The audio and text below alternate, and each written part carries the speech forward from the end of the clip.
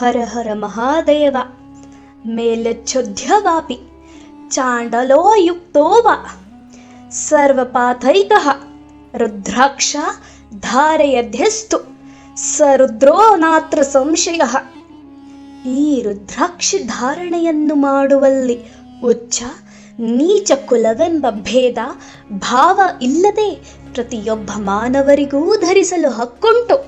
ಮೇರುಗಿರಿಯಿಂದ ಹರಿದು ಬರುವ ಗಂಗಾಮೃತ ಪಾನ ಮಾಡಲು ಹಾಗೂ ಸ್ನಾನ ಮಾಡಲು, ದರ್ಶನ ಮಾಡಲು ಅಥವಾ ಸೂರ್ಯನು ಉದಯವಾದಾಕ್ಷಣ ಅವನ ದರ್ಶನಕ್ಕೆ ಯಾರಿಂದಲೂ ಅಪ್ಪಣೆ ಪಡೆಯುವ ಅವಶ್ಯಕತೆಯಿಲ್ಲ.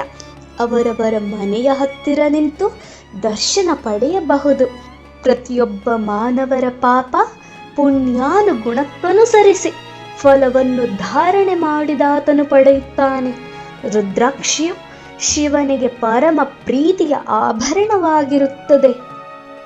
ಅದೇ ರೀತಿ ರುದ್ರಾಕ್ಷಿಯ ಹೆಸರುಗಳು: ರುದ್ರಾಕ್ಷಂಚ ಶಿವಾಕ್ಷಂಚ ಸರ್ವಾಕ್ಷಂ ಭೂತನಾಶನಂ ಪಾವನಂ ನೀಲಕಂಠಾಕ್ಷಂ ಹರಾಕ್ಷಂಚ ಶಿವಪ್ರಿಯಂ ಅಕ್ಷಮಾಲಾ ವಿಧಿಂ ವಕ್ಷೇತ ಶೃಣುಸ್ಯಾವಹಿತೋ ಪ್ರಣಃ ಸಾಮ್ರಾಜ್ಯಂ ಸ್ಫಟಿಕೋ ದದ್ಯಾತ್ ಪುತ್ರಚೀವಃ ಪರಾಂ ಶ್ರೀಯಮ ಆತ್ಮಜ್ಞಾನಂ ಕುಶಗ್ರಂಥಿ ರುದ್ರಾಕ್ಷಂ ಸರ್ವಂ ಕಾಮದಃ.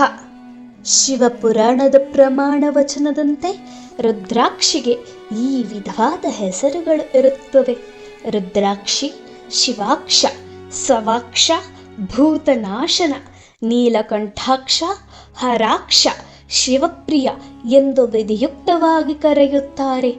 ಜನಸಾಮಾನ್ಯವಾಗಿ ರುದ್ರಾಕ್ಷಿ ಎಂದು ನಾಣ್ಣುಡಿಯಲ್ಲಿ ಲೋಕ ಪ್ರಸಿದ್ಧವಾಗಿದೆ.